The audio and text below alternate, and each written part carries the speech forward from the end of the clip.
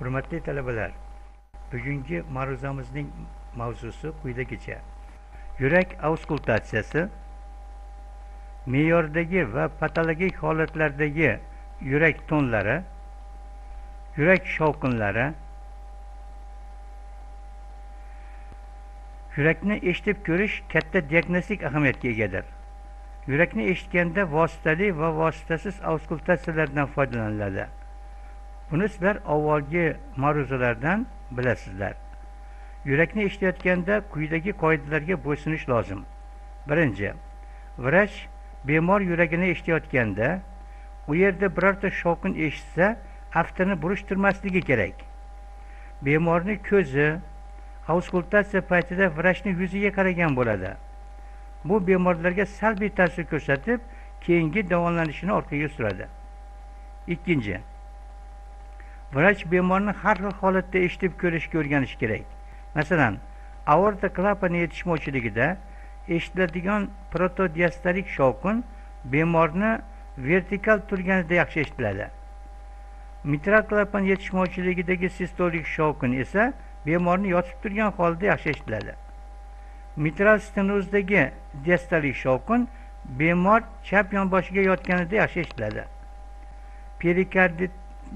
Perikardni ishqalanish tovushi yurak asosida bemor biroz oldinga engashganda yaxshi eshitiladi. Uchinchi, vrach bemorni o'ng qo'li tarafida turib, stetoskopni badanga to'g'ri qo'ya bilishi kerak. Obraztsov bemorni bevosita qulog'i bilan eshitib, normal kishilarda 3 ta tonni borligini va ritm galopini yaxshi eshitgan. To'rtinchi, yurakni bemor nafasini biroz olmay turganda ham eshitishga o'rganish kerak. Bunda o'pka ishi natijasida paydo bo'lgan shovqinlardan xoli bo'linadi. Bemorni eshitish tartibini quyidagi rasmda ko'rishingiz mumkin. Yurak klapanlari ishini eshitish joylari va yurak klapanlarining ko'krak qafasidagi proyeksiyalari har xil bo'ladi. Bunga katta e'tibor berishimiz kerak. Birinchi, mitral klapan proyeksiyasi 3-qobirg'ani to'sh suyagining chap qirg'og'iga yopishgan joyiga to'g'ri keladi. Aorta klapani 3-qobirg'a ro'parasida to'sh suyagini orqasida joylashgan. O'pka arteriyasi klapani 2-qobirg'a orqa sohasida to'sh suyagini chap qirg'og'ida joylashgan. To'rtinchi, 3 tabaqali klapan to'sh suyagi orqasida chap tomondan 3-qobirg'ani, o'ng tomondan 5-qobirg'ani to'sh suyagiga yopishgan joylaridan o'tkazilgan chiziqning o'rtasida joylashgan. Buni siz quyidagi rasmda yaqqol ko'rishingiz mumkin. Bu joylar bir-biri bilan juda yaqin joylashganligi tufayli shu nuqtalarda yurakni eshitib ko'rish qiyin. Bir necha yillik klinik tekshirishlardan so'ng olimlar klapanlarni eshitish joylarini quyidagicha aniqlashgan. Birinchi, mitral klapandan chiqqan tovushni cho'qqi turtkizi sohasida eshitish tavsiya etiladi. Bu birinchi nuqta hisoblanadi. Ikkinchi, aorta klapandan chiqqan tovushni 2-qobirg'a aro sohada to'sh suyagining o'ng yonboshida eshitiladi. O'pka arteriyasidan chiqqan tovushni esa 2-qobirg'a aro sohada to'sh suyagining chap yonboshida eshitiladi. To'rtinchi, 3 tabaqali klapandan chiqqan tovushni to'sh suyagining xanjarsimon o'simtasida asosida eshitiladi. Sergey Petrovich Botkin tomonidan aorta klapanidan chiqqan tovushni eshitishni qo'shimcha joyi ham aniqlangan. Bu 3 va 4-qobirg'alarni to'sh suyagining chap yonboshiga yopishgan joyga to'g'ri keladi. Buni Botkin nuqtasi deb ham atashadi. Yurakni eshitish tartibi qanaqa bo'ladi? Avval mitral klapanni, so'ng aorta klapanini, so'ng o'pka arteriyasini klapanini, so'ng 3-tabaqali klapanni va oxirida Botkin nuqtasini eshitish tavsiya qilinadi. Bunday tartibda eshitib ko'rishga sabab klapanlarni zararlanish darajasi shu tartibda beriladi. Auskultatsiya paytida biz 2 ta tonni eshitamiz. Birinchi ton sistolik paytida hosil bo'lgani uchun uni sistolik ton deb yuritiladi. Ikkinchi ton esa diastolik paytida eshitilganligi uchun uni diastolik ton deb ham ataladi. Birinchi tondan so'ng qisqa pauza bo'ladi. Ikkinchi tondan so'ng esa uzoqroq pauza bo'ladi. Birinchi ton qisqa pauza bilan birgalikda qorinchilar sistolasini hosil qiladi. Ikkinchi ton va katta pauza bilan birga qorinchilar diastolasini hosil qiladi. Kichik pauza 0,20 sekundga, katta pauza 0,43 sekundga teng bo'ladi. Yana 3 va 4 tonlar ham tafovut qilinadi. 3 ton 0,03 sekund 0,06 sekundgacha davom etib, diastola boshida qorinchalarni devorini tebranishidan hosil bo'ladi. 4 ton esa birinchi tondan oldinroq kelib, u bo'lmachalar qisqarishidan hosil bo'ladi. Bu tonlarni normada yoshlarda eshitish mumkin. Tonlarni hosil bo'lish mexanizmi. Birinchi tonni hosil bo'lishda 4 ta komponent qatnashadi. Birinchi, taranglangan qorincha muskullarining tebranishidan. Buni muskul komponenti deb ataladi. Ikkinchi, bir vaqtda berkilayotgan atrioventrikulyar klapanlarning tebranishidan. Bu klapan komponenti deb ataladi. Uchinchisi, bo'lmacha muskullarining qisqarishidan. Bunga bo'lmacha komponenti deyiladi. Va to'rtinchisi, qon tomir komponenti.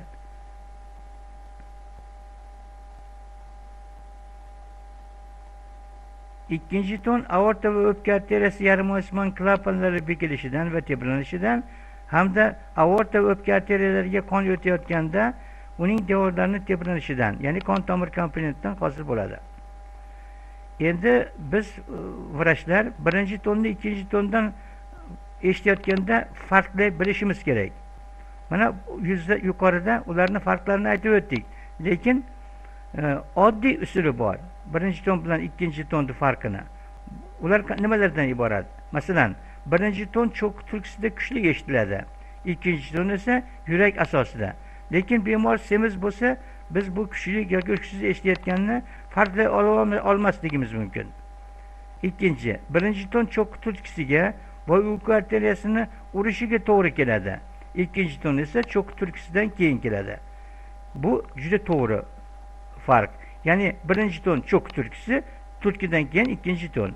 Yoki birinchi ton bo'lganda uyqu arteriyasini pulsatsiyasi eshitiladi, pulsatsiyadan so'ng esa ikkinchi ton hisoblanadi. Mana buni farqini siz quyidagi rasmda ham ko'rishingiz mumkin. Yurak tonlarining patologiyada o'zgarishi. Ikkala ton semiz odamlarda, muskullari taraqqiy etgan kishilarda, ko'krak qafasi shishida, ko'krak bezlari kattalashganda, o'pka emfizemasida, chap tomondagi eksudativ plevritda, gidrotoraksda, pnevmotoraksda suz eshitiladi. Agar yuqoridagi hollar bo'lmasa, unda tonlarning pasayishi yurak xastaligidan dalolat beradi. Masalan, o'tkir infeksion miokardit, aterosklerotik kardioskleroz, miokard infarkti, chap qorincha anevrizmasi va hokazo kasalliklar.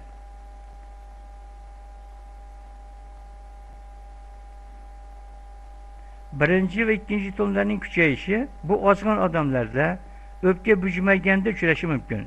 Yana jismoniy harakatdan so'ng Bazalova kasalligida yurak gipertrofiyasida uchrashi mumkin. Endi alohida birinchi tonning susayishi. Bu hol mitral va aortal klapan yetishmovchiligida uchraydi. Bunda klapan va muskul komponentlari susayadi. Yana birinchi tonning susayishi miokardit, kardiosklerozda ham uchrashi mumkin. Birinchi tonning kuchayishi. Bu mitral stenozda uchraydi. Yana birinchi ton hilpillovchi aritmiyada, ekstrasistoliya paytlarida, to'liq atrioventrikulyar blokadada uchrashi mumkin. Ikkinchi tonning susayishi. Bu aorta klapani yetishmovchiligi va aorta stenozida uchrashi mumkin. Klapan yetishmovchiligidagi sabab klapan komponentining susayganligi. Aorta teshigi torayishida esa aortadagi bosimni pastligidan hosil bo'ladi. Ikkinchi tonning kuchayishi. Bu tonning kuchayishiga aksent deb ataladi. Ikkinchi tonni aortadagi aksentni katta qon aylanish doirasida bosimni katta bo'lishi bilan kechadigan kasalliklarda uchraydi. Masalan, gipertoniya kasalligi, pielonefrit, buyrak polikistitozi, eklamsiya, o'tkir va surunkali nefrit hokazo. Ayrim hollarda kishi hayajonlanganda jismoniy harakatdan so'ng ham bo'lishi mumkin. Ikkinchi tonni o'pka arteriyasidagi aksenti mitral stenozda, Batalova nachasi bitmaganida, o'pka arteriyasi sklerozida, o'pkaning surunkali kasalliklarida uchrashi mumkin. Tonlarning kuchayishi yoki susayishidan tashqari, yana tonlarning bo'linishi va ayrilishi ham kuzatiladi. Yurakni avskultatsiya qilganda bitta tonni o'rniga ikkita ton eshitilsa, buni tonlarni bo'linishi deb ataladi. Agar tonlarning bo'linishi masofalari yaqin bo'lsa, uni tonlarni ayrilishi deb ataladi. Bu hollar birinchi va ikkinchi tonlarda uchrashi mumkin. Bu hollar normada yosh yigit qizlarda vaqtincha uchrashi mumkin. Patologiyada birinchi tonning bo'linishi 2 tabaqali va 3 tabaqali klapanlarni bir paytda yopilmasligidan kelib chiqishi mumkin. Masalan, gistustoma oyoqchalari blokida uchrashi mumkin. Ikkinchi tonni o'pka arteriyasida bo'linishi mitral stenozda uchraydi. Mitral stenozda klapan devorlari sklerozga uchraganligi tufayli ular ochilganda ovoz berib ochiladi. Normada bu hol ro'y bermaydi. Natijada bu parokda biz avskultatsiya qilganimizda 3 ta ton eshitilganday bo'ladi. Buni bedana ritmi deb ataladi. Miokard infarkti, chap qorincha anevrizmasida, aterosklerotik kardiosklerozda, surunkali nefritda, gipertoniya kasalligida yana ayrim hollarda 3 ta ton eshitilganday bo'ladi. Bu ot chopib ketayotganda chiqqan tovushni eslatadi. Shuning uchun bunday ritmga galop ritmi deb yuritishadi. Bu yurakning muskulaturasini og'ir shikastlanganligidan darak beradi. Abrostov shuning uchun ham uni galop bu yurakni yordam so'rab qichqirgani deb ta'riflaydi. Normada yurak 60 tadan 80 martaga uradi. Agar u kuchaysa, tezlashsa, ya'ni 90 dan yuqori bo'lsa taxikardiya, 60 dan past bo'lsa bradikardiya deb ataladi. Ritm buzilishlariga mayatnik simon ritm, embriokardiya, ekstrasistoliya, hilpillovchi aritmiya, yurak blokadalari kiradi. Yurak shovqinlari. Yurakning tug'ma va hayotda orttirilgan illatlarida, endokarditlarda, miokarditlarda, perikarditda, anemiyada, Bazilova kasalligida, plevra yaproqlarining yalliqlanishida, avskultatsiya paytida yurak tonlaridan tashqari yurak shovqinlari ham eshitilishi mumkin. Yurak shovqinlarining tasnifi. Yurak sohasida eshitiladigan shovqinlar yurak kasalliklariga bog'liq bo'lishi mumkin. Bunday shovqinlarga yurak ichidagi shovqinlar deb ataladi. Yurak sohasida eshitiladigan shovqinlar yurak kasalliklariga bog'liq bo'lmasa, bunday shovqinlarni yurakdan tashqari shovqinlar deb ataladi. Masalan, perikardning ishqalanish tovushi, plevroperikardial shovqinlar. Yurakning organik jarohatlanishidan kelib chiqadigan shovqinlarga organik shovqinlar deb ataladi. Masalan, yurak illatlaridan kelib chiqadigan shovqinlar bunga misol bo'la oladi. Ayrim hollarda, masalan, infeksion kasalliklarda, anemiyada, hayajonlanganda yurak shovqinlari eshitilishi mumkin. Buni biz funksional shovqin deb atalamiz. Agar yurak shovqinlari sistola paytida eshitilsa, unday shovqinlar sistolik shovqinlar deb ataladi. Agar diastolik paytida eshitilsa, ularni diastolik shovqin deb ataladi. Diastolik shovqinlar 3 turga bo'linadi: protodiastolik, mezodiastolik, presistolik shovqinlar.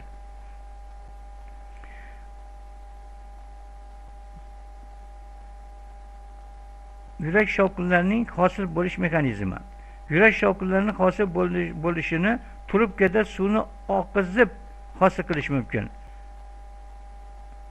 Trubkani torayishidan shovqin kelib chiqishi mumkin, yoki trubkani kengayishidan, yoki ularni bir-biri bilan tutashishidan hosil bo'lishi mumkin. Ikkinchi sababi, qon tomir ichidagi qonning tezligi yuqori bo'lsa ham shovqin eshitiladi. Uchinchi sabab, suyuqlikning tarkibiga bog'liq qondagi. Shovqinlarga xarakteristika berib o'tamiz. Shovqinlarni eshitganda quyidagilarga e'tibor berish kerak. Yurakning qaysi fazasida shovqin eshitilyapti? Sistoladami yoki diastoladami yoki ikkala fazasidami? Yurakning qaysi nuqtasida u yaxshi eshitilyapti? Shovqin qayerlarga tarqalyapti? Shovqinning xarakteri qanday? Shovqinning kuchi qanday?